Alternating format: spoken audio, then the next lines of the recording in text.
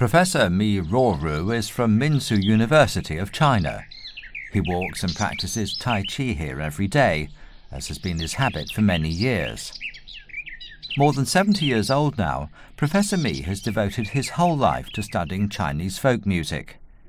He stays at the university most of the time, but whenever he recalls his life in music, he can't help thinking of his early years in Tibet, a distant place where he has lived and worked for many years. Mi Ruoru graduated from Shenyang Conservatory of Music. He chose to work in remote Tibet instead of major cities. 我刚去的时候对西藏不了解，觉得西藏那个虽然是比较落后，这个地方啊，不是我向往的地方，但逐渐我会爱上它了。为什么？到处都是歌。Although Mi Ruoru could hear folk songs almost everywhere, he couldn't understand a single word of them since they were all sung in Tibetan. Language posed a great barrier to his work, study and life there. To adapt himself to the local life as soon as possible. 后来我在离开西藏以前啊，我还很怀念西藏。我的保留曲目就大嘎，大嘎啦哟，大嘎都继续拉呗，大嘎嘞哟，你修汤巴帕丘，送那扬州罗塞那你修汤巴帕丘。The Tibetans are descendants of an agricultural tribe from the basin of the Yarlung Zangbo River. There are several million Tibetans in China now. The majority of them live in Tibet, Qinghai, Gansu, Yunnan and Sichuan. For hundreds of thousands of years, the Tibetans have lived and worked on the Qinghai-Tibet Plateau, generation after generation. With an average altitude of more than 4,000 meters, this plateau is also known as the roof of the world. In Tibet, local people sing about the mountains, forests and vast grasslands. 一般唱歌的话，我们可以分这么几种。一个呢就是山歌，草原山歌；而一个呢就是对歌，还有一个就是情歌。Lhasa, the capital of Tibet, is an ancient city with more than 1,300 years of history. Meaning sacred place or Buddhist place in the Tibetan language, it's also a holy place many Tibetans try to visit in their lifetime. The Potala Palace. In the 7th century, Songtsen Gampo, the king of Tibet, married Princess Wencheng of the Tang dynasty. As a gift for his beloved wife, Songtsen Gampo built this majestic palace. Their marriage is still acknowledged as one of the most successful diplomatic marriages in Chinese history.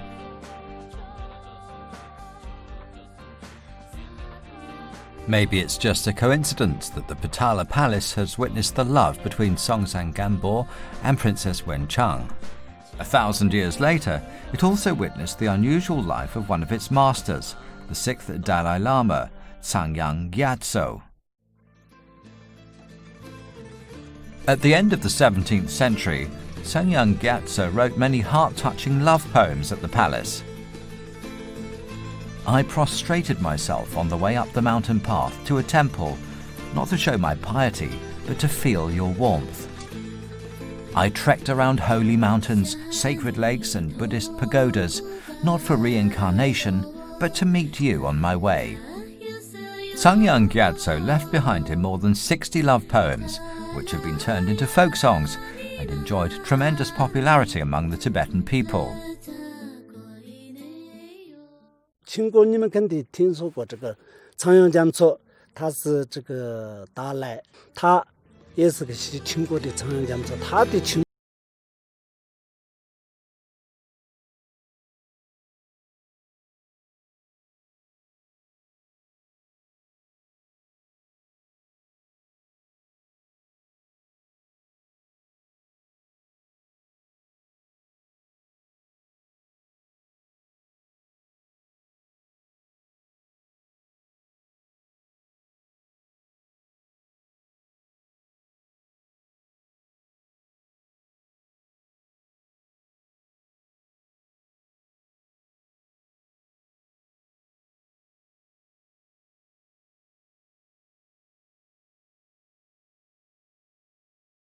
Famous Tibetan singer who grew up listening to Tsangyang Gyatso's personal stories and singing his love songs. He's known as the Prince of Folk Songs among the Tibetans.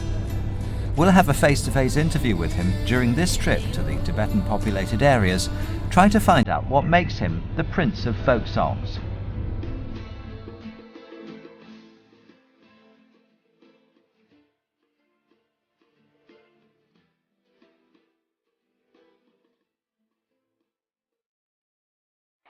After Tibet, Sichuan province has the second largest Tibetan region.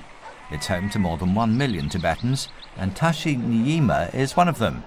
He grew up in Songfan County, northwest of the province. To our surprise, there are statues of Songsang Gambo and Princess Wenchang here in Songfan. Is Songfan in any way related to this famous diplomatic marriage? Let's find out. Songfan was called Songzhou in the ancient days.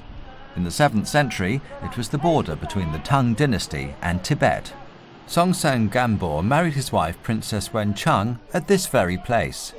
As a reminder of what has happened here in Songzhou, the local government set up these statues. Time passes by, but their story never fades away. It's still well remembered by both the Han people and Tibetan people.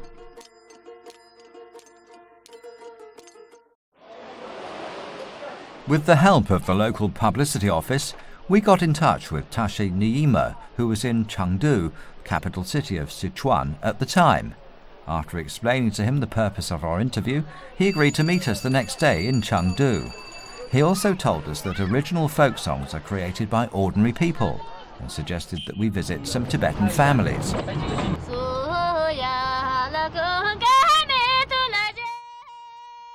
On our way back to downtown Songfan, we're enchanted by the singing of a young Tibetan woman in the same bus. Her name is Sonamuchi. She's 19 years old and has always wanted to be a singer. At the age of 17, she left her hometown and went to a nearby city, looking for better opportunities. After spending 2 years in the city, she had to return home for various reasons, but still loves singing.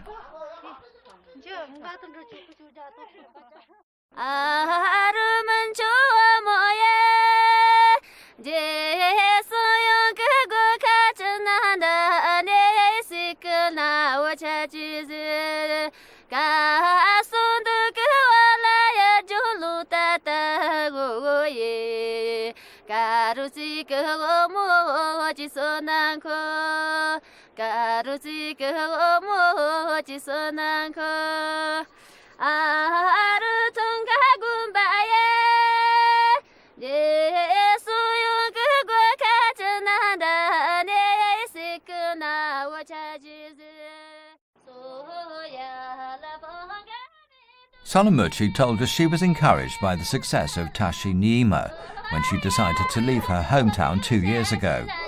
Because that's exactly what he did before he became successful, she said. Although she has never met her idol, Tashi Nyima, she already knows a great deal about his past. He never went to school. He herded flocks in the high grasslands until he was 13 years old. He used to be a driver and had once owned a karaoke bar.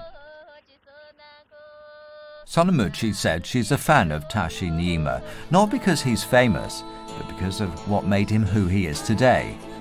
So what exactly did Tashi Nyima do that earned him fame? Let's find out.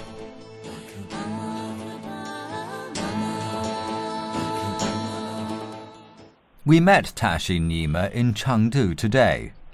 He told us this year is the 10th year of his singing career, and he's preparing for a large concert to celebrate the event. The first song he's going to sing at this grand concert is Aku Padma, which had made him famous 10 years ago. In August 2000, encouraged by his friends, Tashi Nyima participated in a dancing and singing contest in Songfan County. 参加完比赛，我都不知道是这个怎么上去的，怎么唱的，然后怎么下台，我都不知道，稀里糊涂的拿了个1等奖。我记得是阿克班马。阿克班马耶，果他个东个了，给见那见那耶，也人不是那公农个见那子里。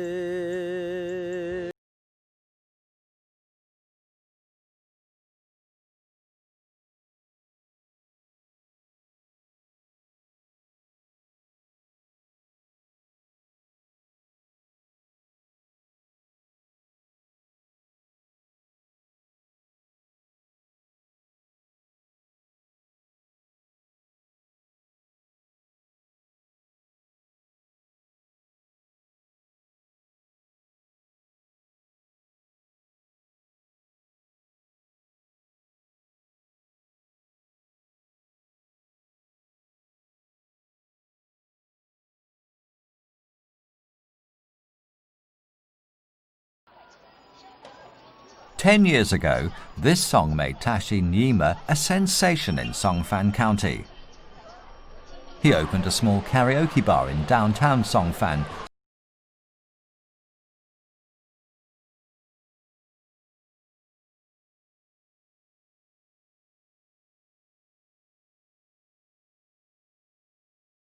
"就是买点啤酒啊，然后就唱一首歌是2块钱，这种形式，1块钱、2块钱是转台，这边唱完了在那家1号台转，这样的东西。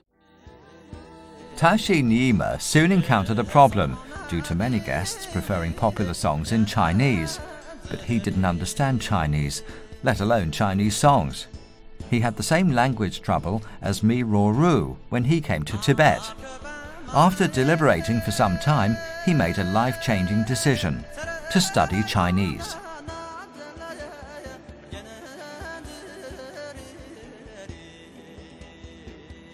那时候我们心里面偶像，比如说亚东啊、荣中尔甲呀，这个前辈的歌曲，比如说《向往声音》，那会儿我不认识字，刚开始学的时候怎么学的？听着歌，看着下方的屏幕下方的字幕，《向往声音》这么唱，在每一天太阳，第一句出来我在，我就记得这个字叫在。我就记住了，再是这么写的，这样子记。The Chinese language broadened Tashi Nyma's vision and made him want to fly high like an eagle. He came alone to Jujaigo Valley and made